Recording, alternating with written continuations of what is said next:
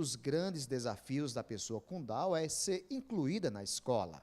Aqui na FUNAD, elas encontraram a oportunidade do aprendizado. Mas a síndrome de Down, ela, com certeza hoje nós observamos vários avanços na educação com relação à inclusão, né?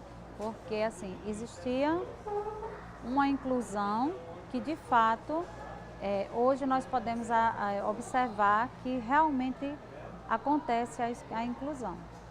Os alunos que nós atendemos, né, seja ele com síndrome, com deficiência, com certeza nós colocamos primeiramente, eles têm que primeiro acreditar neles mesmos, porque todos somos capazes, eles são capazes, aprendem com certeza, só que existe a gente aplica metodologias diferenciadas. Então, essa metodologia, ela associa a aprendizagem da criança, do jovem, né? Mas a gente precisa de se abrir mais, principalmente o professor, para buscar essas metodologias. Porque o ensino tradicional, ele nos mostra o quê?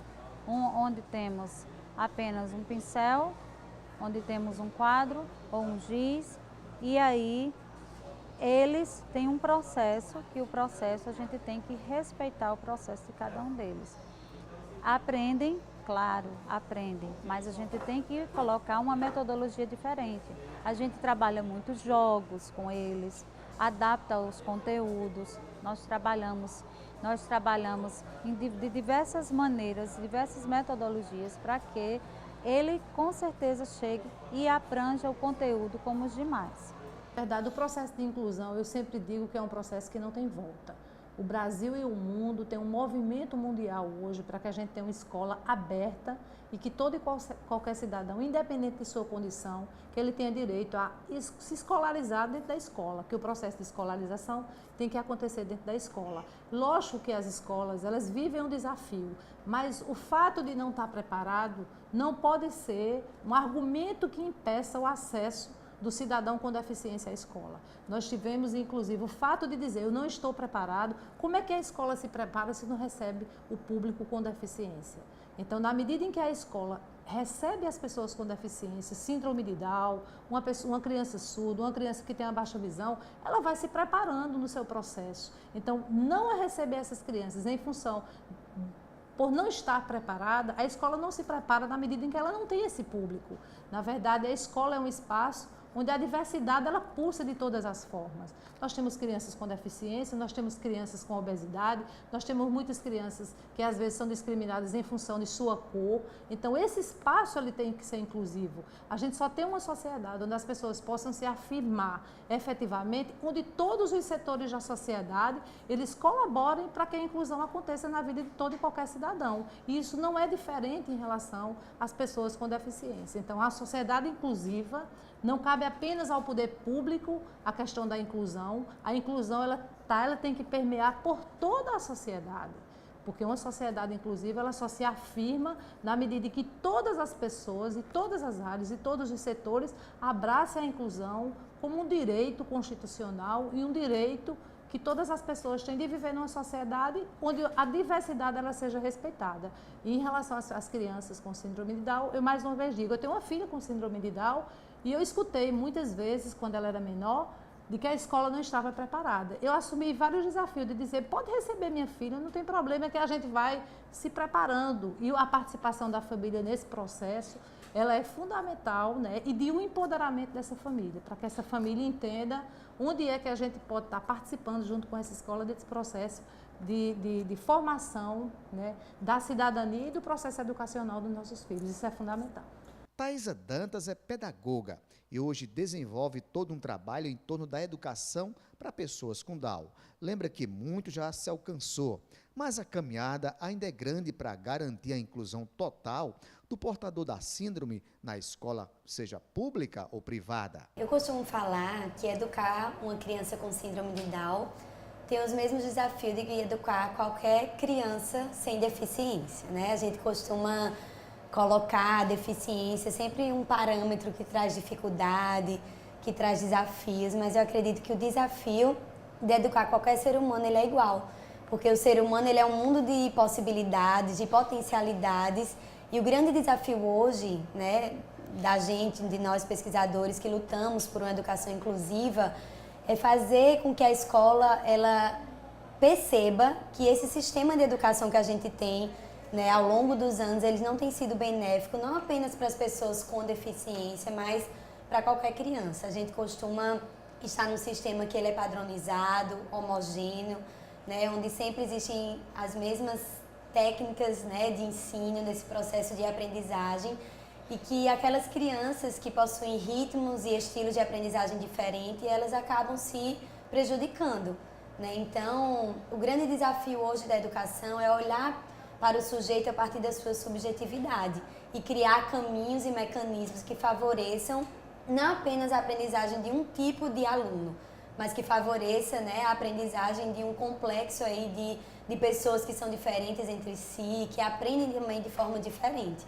Então, existem crianças, por exemplo, que aprendem, né, de forma silenciosa, que são mais quietinhas, outras que são mais agitadas, que aprendem, né, utilizando o corpo, que têm essa necessidade de se movimentar. Outras aprendem um assunto em um dia, outras demoram 3 meses. Então, isso faz parte da diversidade humana, e a criança com síndrome de Down, ela entra dentro desse rol, não simplesmente porque ela tem deficiência, mas porque ela apresenta particularidades como qualquer outro indivíduo.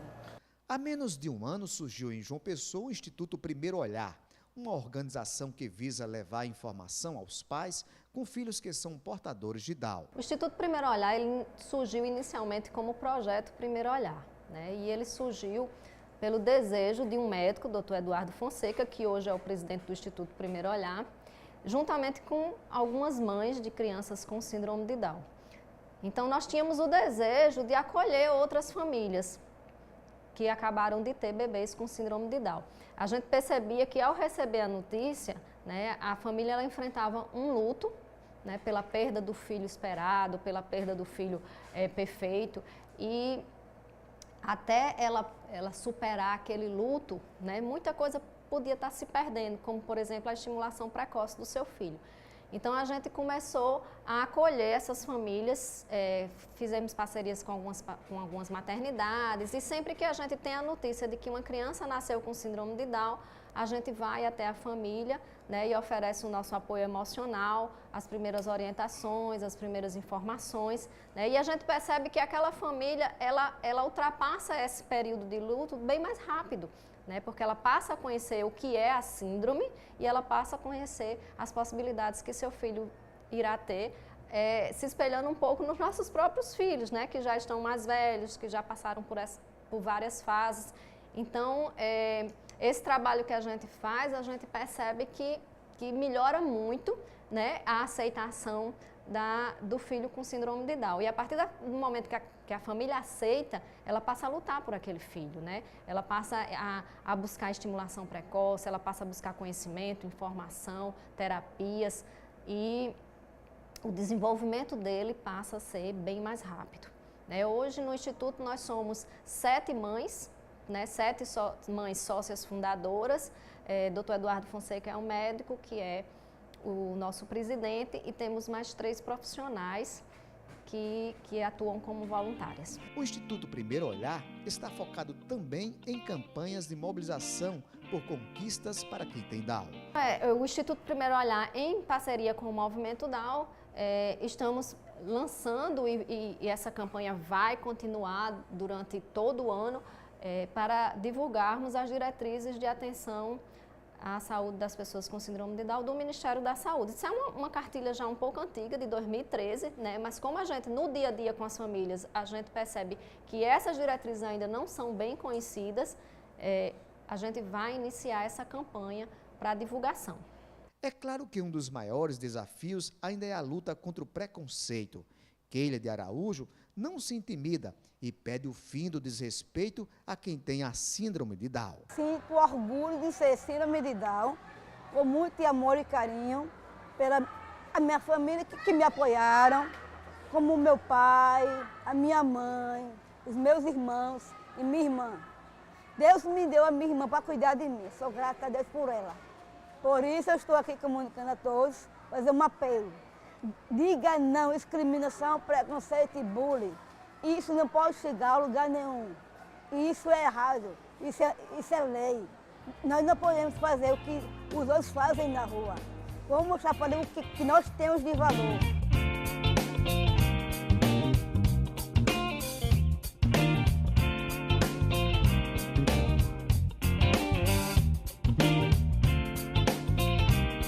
As diretrizes, a educação, o acompanhamento dos pais são fundamentais para a evolução de quem tem a síndrome de Down. O Inclusão em Foco termina aqui. Obrigado a todos e até o nosso próximo encontro. Até lá!